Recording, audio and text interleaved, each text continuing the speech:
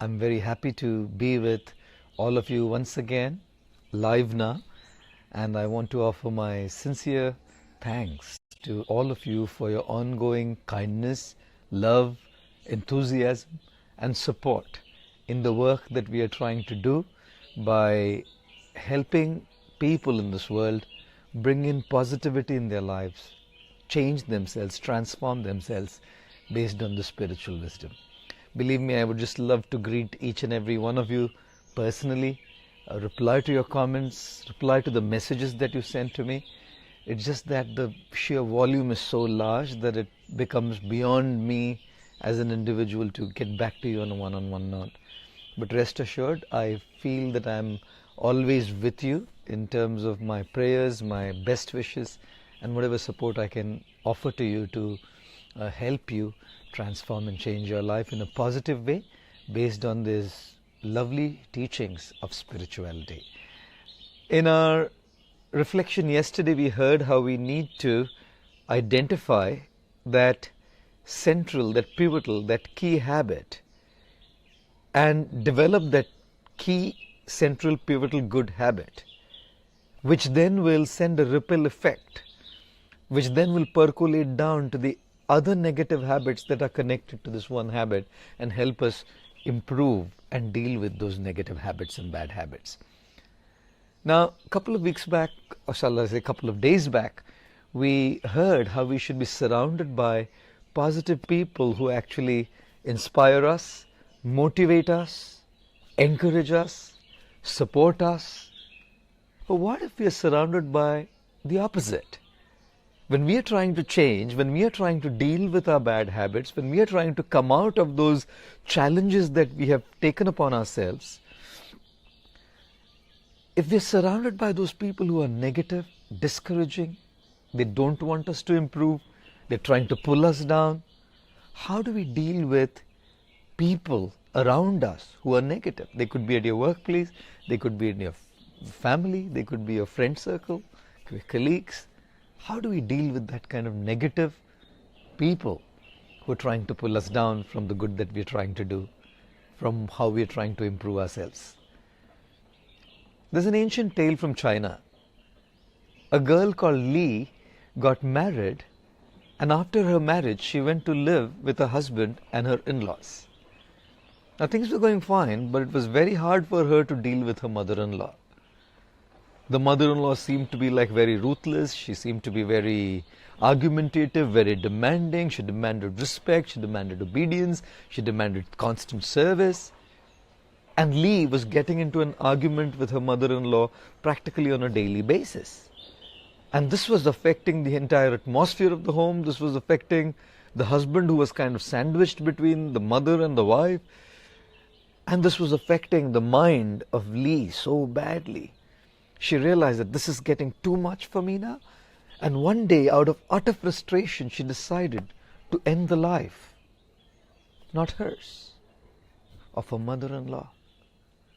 She went to her father's friend, Mr. Huang, who was an expert in treating people with medical herbs. She went to Mr. Huang, whom she treated as her own uncle and was very close to, and opened her heart up, confided in him, and told him all that she was going through at her in-law's place because of her mother-in-law. And finally she said, I've come here to seek help. I want you to give me a herb which is poisonous, which when mixed with her food will kill her and finish her. Mr. Huang sympathized with Lee, went into a storehouse and brought a bag full of herbs and said to Lee, these herbs are extremely poisonous. Now the problem, Lee, is this. If I give you a herb which acts instantaneously, which you mix with your mother-in-law's food, she eats it and she dies immediately today, people will be suspicious that you killed her. Therefore, here are the herbs which are slow acting. Every day mix these herbs with her food, and these herbs will start having their poisonous effect in her system. And in about 6 months' time, she'll be finished and dead. But I have a word of caution. In order that your husband, others in the family, and in the neighborhood and society do not be suspicious of you, the first thing you need to do as you mix this poison on a daily basis in her food is you change your dealings with her. You start treating her as your own mother. You start respecting her, being obedient to her, and try and treat her as a queen practically.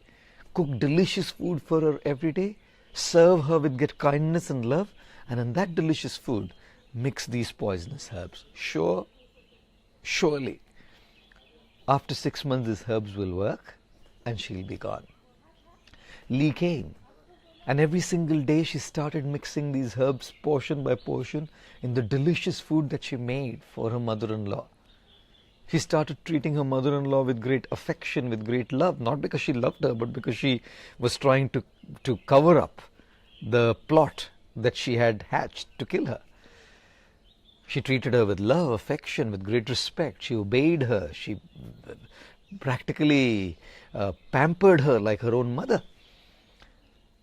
And then after a while, she saw that her mother-in-law had transformed as well. She started dealing with Lee as if she was her own daughter. She started telling everybody in the family, everybody in her friend circle and in her social circle, that actually Lee is not her daughter-in-law. She's like her own daughter. That transformation changed the entire atmosphere in the house. Both the mother-in-law and Lee started loving each other. The husband felt quite satisfied that everything had changed, but Lee was feeling deeply guilty. It's now coming close to 6 months, and these herbs must have had such a bad poisonous effect on the mother-in-law that someone who's so good will now be gone. One day Lee just rushed to Mr. Huang and started pouring out and crying tears, saying, actually my mother-in-law is not bad. She's an amazing person. I misunderstood her, and look at what I've done to her. I don't know what to do. Do you have a herb which will actually counter the poisonous effects that the earlier herb had on her?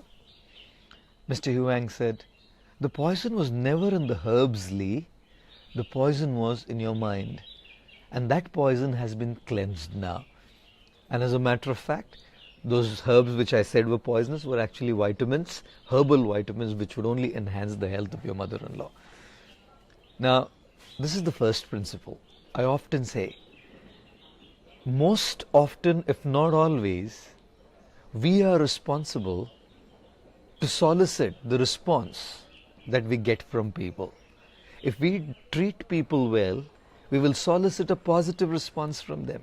If we treat people with insensitivity, we will solicit a negative response from them. We are responsible for how people behave with us. And therefore, invest in people by being kind, by being sensitive, by being loving. And they'll offer you all the support that you want for you to change. They'll offer you all the support and encouragement for you to deal with your bad habits. Now, sounds good, isn't it? Very ideal. In real life, however, we should do it as much as is possible. We should just do it and bring out the best out of people by treating them well.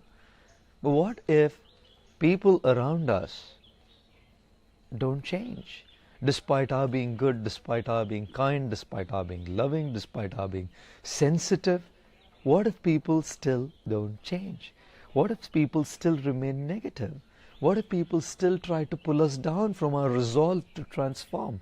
What if people still discourage us from our resolve to change our bad habits? What do we do then?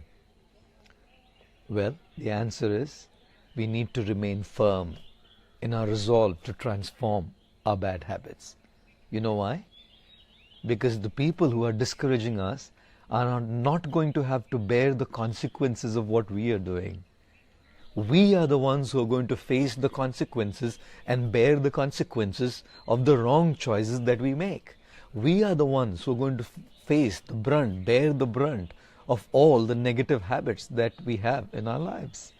For example, if somebody is into compulsive alcoholism, and this is primarily because of being in the company of friends who are also compulsive alcoholics, and these guys are constantly encouraging each other to drink a lot of alcohol, mind you, if you have that bad habit, you are the one who's going to have to bear the brunt. You are the one who's going to have to suffer, the liver issues that you may go through later, and none of these friends will be by your side. They may come and at best sympathize, but nothing more than that. They won't have to bear the consequences that they'll have to bear their own. Your family will have to bear the consequences of what you go through. And therefore, remember, if people discourage you, if they're negative, if they pull you down, and therefore just to be with them and just socially just kind of carry on and cruise along with whatever you're doing, remember that you are the one who's going to suffer. Your family is the one who's going to suffer. And many times it won't even be family. Many times the family may discourage you from doing what's right. Like somebody was telling me the other day that, I want to sleep early and wake up early in the morning. But my family members sleep late in the night. And if I go and rest early, they feel I'm antisocial. They feel that I've become something else. They feel that I've become a saint or something. And they discourage me. Remember, sometimes they may be family members. But again, they don't have to bear the consequences of what you have to go through.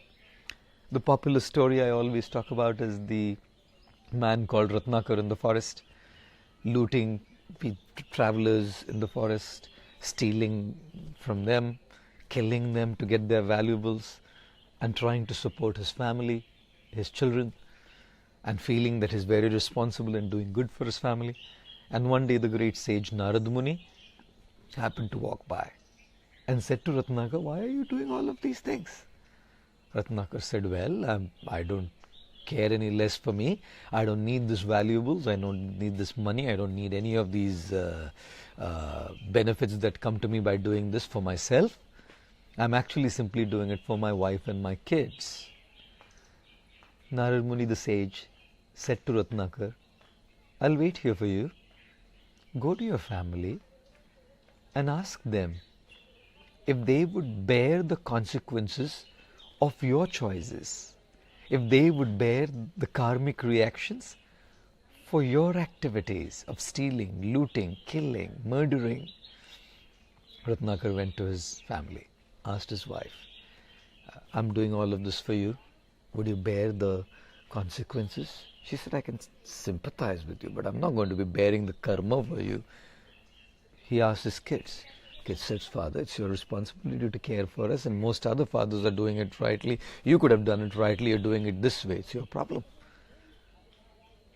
Ratnakar realized that the consequences for my choices, the consequences for my actions have to be borne by me, not my family, not my friends, not my colleagues, not my parents, not my siblings. Nobody is going to bear the consequences for what you do. And if they love you, they'll be by your side. If they love you, they'll try and support you as much as they can if it comes to help, financially. But the pain, the mental pain, the physical pain, the agony has to be suffered by us personally. Don't they say? Every pilot has to fly his or her own plane. So be firm. Even if people around are discouraging, when your friends are discouraging you, because most often misery loves company, When you're wanting to change and they are not changing, they're thinking that this guy is improving, he's going away. Don't feel discouraged. Be firm. Because the consequences will have to be borne by you. Now, very often, firmness is misunderstood as bluntness. Firmness is misunderstood as grossness, straightness, and insensitivity. We can be very firm in what we are doing, and we don't have to be blunt and insensitive at the same time. How do we do that? Here's what I often advise. First, be firm, but be polite and sensitive. You don't have to be firm and blunt. Very often, what happens when we make a resolve to change and we actually try changing and we are trying to do the right thing, we become extremely condescending towards people around us. It could be our family members, our friends, or whoever. We become extremely condescending, even in our words at times. We get that holier than thou kind of a feeling, that attitude, where we think now we are better and the others are not. And we even say it sometimes. Now what happens when we say it is the people around us just start feeling guilty about it, that they're not doing what the right thing is, and they just discourage us from doing what is right. So we don't have to make others feel condescending. We should be very sensitive and polite. Be firm, but be extremely sensitive and polite to their feelings. You can do the right. At the moment, you don't have to preach to them. You don't have to tell them that they should do things which are right. Don't be preachy. Be empathetic and even be sympathetic, towards what they're doing. Now, sometimes it's not even that we say it, but our body language is very condescending because the attitude is very condescending. Ladies and gentlemen, we can be firm in our practices, but we can also be very grateful, sensitive and conscious in our attitude, in our body language and our dealings. In fact, if we are polite and sensitive, we may even inspire the people around us to consider transformation and change in the wrong that they are doing and in the wrong that we are working upon to get to do what is right.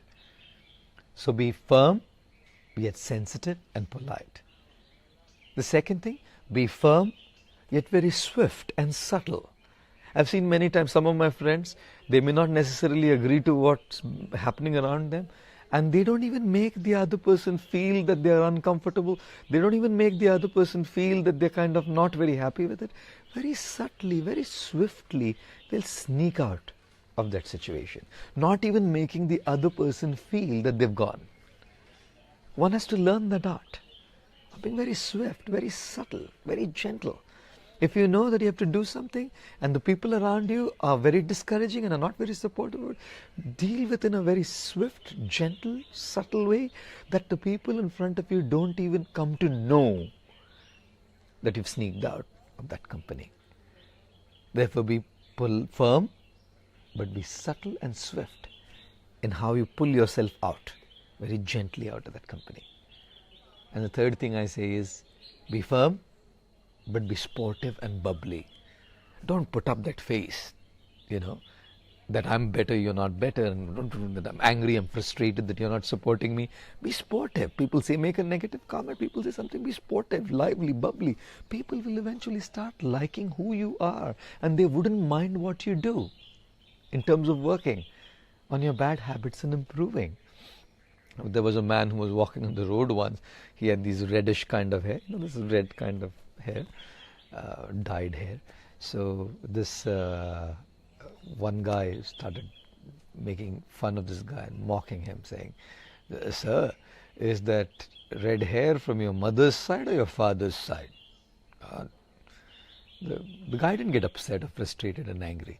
He said, "Well, it's neither from my mother's side nor from my father's side. It's actually from peroxide." And giving a sportive smile, he laughed away. Sometimes we just have to laugh it out. Be sportive. Be firm though. Don't give up your resolve to change. Don't give up your determination to improve on your bad habits, because people around you are negative and are discouraging. What should we do? Be firm, but sensitive and polite. Be firm, but subtle and swift. Be firm, but sportive and bubbly. And people will change. And if they don't change, and they're just going to be perennially negative, just don't worry.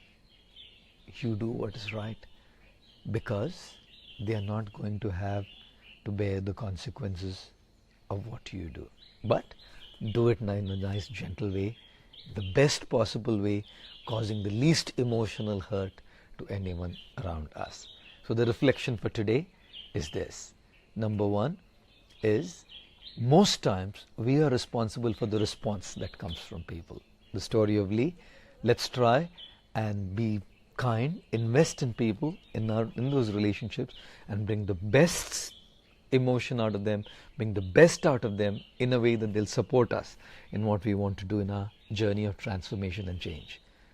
And second, if we find people are not so supportive and we can't bring that response out of them by our good behavior, they're negative and discouraging, be firm, because we are going to have to suffer the consequences. But how do we remain firm? Be firm, but one, sensitive and polite. Be firm, but two, subtle and swift. Be firm, three, sportive and bubbly. And if we deal with it that way, our journey of transformation and change will be a happy, fulfilling and positive one. I want to thank you all once again for joining us this morning on 13th day of our 21 Days Habit Challenge. I look forward to seeing you at 8 o'clock Indian Standard Time tomorrow morning for the second week. We end the second week tomorrow, the 14th day of our Habit Challenge. Until then, I wish all of you a great day ahead. Thank you. Hare Krishna.